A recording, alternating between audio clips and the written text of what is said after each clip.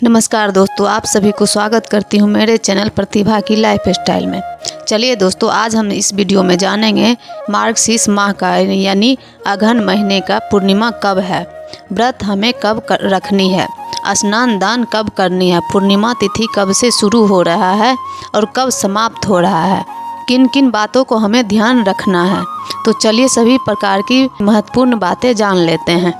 पूर्णिमा से संबंधित अगर आपको मेरा वीडियो पसंद आता है तो प्लीज़ आप मेरे चैनल को सब्सक्राइब कर दीजिएगा। तो चलिए शुरू कर। अगहन का महीना मार्गशीर्ष माह जो है विष्णु भगवान के प्रिय महीना है। आप लोग को मालूम ही होगा इस माह की जो पूर्णिमा है सर्वश्रेष्ठ पूर्णिमा मानी गई है। कुछ लोग पूर्णिमा का व्रत भी रखते हैं, संतान के लिए यह पूर्णिमा का व्रत करते हैं। कुछ लोग 11-21 का व्रत भी रखते हैं और उसके बाद उद्यापन कर लेते हैं। यह व्रत करने से हमारी हर मनोकामना पूर्ण करते हैं। यह व्रत करने से हमारी मनोकामना जो है पूर्ण हो जाती है। भगवान विष्णु और इसमें चंद्रदेव की पूजा करते हैं। पूरे दिन हम फलाहार पर रहते हैं और शाम को चंद्रदेव की पूजा करके और फिर जो है हम कुछ मीठा भोजन कर लेते हैं। कुछ लोग फलाहार भी करते हैं, पूरे दिन निर्जला रखते हैं और शाम को चंद्रदेव को अर्घ्य देकर बाद में फलाहार कर लेते हैं और व्रत खोलते हैं। पूर्णिमा का जो लोग भी व्रत रखना चाहते हैं तो आपको बता दूं, इस बार पूर्णिमा 2 दिनों का है। 14 दिसंबर यानी शनिवार को, 14 दिसंबर को व्रत की पूर्णिमा है, दिन है शनिवार। उस दिन आप पीपल वृक्ष की पूजा, तुलसी जी की पूजा, शनिवार के दिन पीपल की पूजा वैसे भी हम करते हैं। पूर्णिमा तिथि है तो अपने में महान तिथि है, आप लोग को मालूम ही है, तो दोनों पूजा उस दिन आप लोग कर सकते हैं। तो पूर्णिमा तो स्नान दान की पूर्णिमा उदय तिथि में हम करेंगे रविवार के दिन। लेकिन रविवार के दिन हम ना तुलसी जी की पूजा करें पाएंगे, ना जल दे पाएंगे, ना पीपल वृक्ष की पूजा करेंगे। पूर्णिमा के दिन तो आप लोग ध्यान रखिएगा, पूजा पाठ आपको शनिवार को ही कर लेनी चाहिए और रविवार को स्नान दान की पूर्णिमा है। कुछ लोग रविवार को उदय तिथि में व्रत रखेंगे, लेकिन शनिवार को अगर आप व्रत रखेंगे तो शाम को चंद्रदेव को चंद्रव्यापनी पूर्णिमा होनी चाहिए, तभी हमें व्रत रखनी चाहिए। तो हमेशा एक दिन पहले ही पूर्णिमा ज़्यादातर हो जाते हैं। इस बार 14 तारीख को है और 15 को स्नान दान की पूर्णिमा है, लेकिन 15 को भी व्रत उदय तिथि को मान के रखना चाहते हैं तो आप 15 को भी रख सकते हैं, कोई दिक्कत नहीं है। लेकिन पूर्णिमा तिथि जैसे दोपहर में समाप्त हो जाए, जैसे 15 तारीख को दोपहर में ही पूर्णिमा समाप्त हो जा रही है, तो आप लोग देख लीजिएगा, लेकिन दोनों दिन पूर्णिमा तिथि है। अब चलिए पूर्णिमा के दिन क्या क्या नियम विधि है वो भी जान लेते हैं। देखिए, पूर्णिमा के दिन नियम तो है कि हमें नदी सरोवर में जाकर स्नान करनी चाहिए, बहुत ही अच्छा होता है, और सूर्य देव को जल देनी चाहिए। मान लीजिए अगर आप नहीं जा पाते हैं नदी सरोवर तो आप अपने घर में नहाने के पानी में गंगा जल मिला लीजिए और उस जल से भी आप स्नान कर सकते हैं और भगवान को जल देकर पूजा पाठ करनी चाहिए। और पूजा करने के बाद हम उस दिन विष्णु भगवान की विधि विधान से पूजा करते हैं अपने घर में।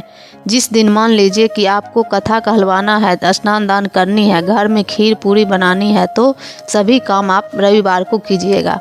और जो लोग शनिवार को व्रत रखेंगे तो किसी विधि से व्रत खोलते हैं, वह खीर पूरी से आप लोग खोल सकते हैं, या कुछ मीठा भोजन करते हैं या फलाहार करते हैं तो उसके अनुसार आप लोग वो चीज़ बना लीजिएगा। लेकिन पूर्णिमा के दिन हमें खीर पूरी अवश्य बनानी चाहिए। भगवान विष्णु को प्रसाद स्वरूप माता लक्ष्मी को हमें भोग लगाना चाहिए, तो आप लोग ज़रूर बनाएं। अगर पूरी नहीं भी बना सकते हैं तो आप लोग खीर भी बनाकर विष्णु भगवान को भोग लगा सकते हैं, उस दिन ज़रूर लगाएं। कथा पढ़ भी सकते हैं और सुन भी सकते हैं। एक चौकी लगाकर केले के पत्ते से चारों कोनों पर रखकर मंडप बनाते हैं। चौकी के चारों कोनों पर खंभे लगाकर और उसमें भगवान विष्णु की प्रतिमा को हम स्थापित करते हैं और कलश रखते हैं। आटे का चूरमा बना, भगवान को आटे का प्रसाद बहुत अधिक प्रिय है। शुद्ध घी में आटे का हम सुनहरे रंग का भून लेते हैं और उसमें चीनी या गुड़ मिलाकर चूरमा का प्रसाद हम तैयार करते हैं। यही सब कार्य हम पूर्णिमा के दिन करते हैं और कथा सुनते हैं। पूर्णिमा के दिन कथा करते हैं या ब्राह्मण के द्वारा अपने घर में सत्यनारायण भगवान की पूजा करवाते भी हैं। इन सभी कार्यों को आप रविवार के दिन कीजिएगा। पूर्णिमा के दिन, अमावस्या के दिन हमें बाल नहीं धोना चाहिए। इस बातों को आप लोगों ध्यान रखिए। तो आप लोग बाल मत धोइएगा, बाल कटवानी भी नहीं चाहिए और ना हमें धोनी चाहिए। जिसको बहुत ज़रूरत है, मान लीजिए एकदम धोना ही धोना है किसी कारण बस, तभी आप लोग धो सकते हैं, बाकी आप लोग मत धोइए। अब चलिए आगे जान लेते हैं कि पूर्णिमा के दिन अगर नदी सरोवर में आप जाते हैं, पूजा पाठ करते हैं, स्नान ध्यान करते हैं, तो आप वहाँ पर कुछ ना कुछ दान अपने हाथों से ज़रूर कीजिएगा। बिना दान का पूर्णिमा तिथि और अमावस्या तिथि के दिन बिना दान किए कभी आपको वापस नहीं आनी चाहिए। जो भी आपके सामर्थ्य हो आप लोग ज़रूर दान कीजिएगा।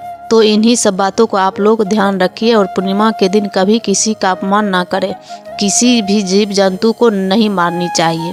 पूर्णिमा और अमावस्या पर भगवान विष्णु की विधि विधान से पूजा करके आस पड़ोस के लोगों को बुलाकर खुद भी पूजा कर सकते हैं। आप लोग आपस में प्रसाद वितरण कीजिए। हाथों में कलावा हमें ज़रूर बांधनी चाहिए। पंचामृत हमें ज़रूर बनानी चाहिए। 5 चीज़ों से बनता है, आप लोग को मालूम ही होगा। विष्णु भगवान की पूजा में हमें पंचामृत ज़रूर बनानी चाहिए, जिससे कि देखिए क्या क्या होता है कि आप लोग को मालूम ही होगा। दूध, दही, शक्कर, घी, गंगा जल, इन सभी चीज़ों को मिलाकर आप पंचामृत तैयार कर लें।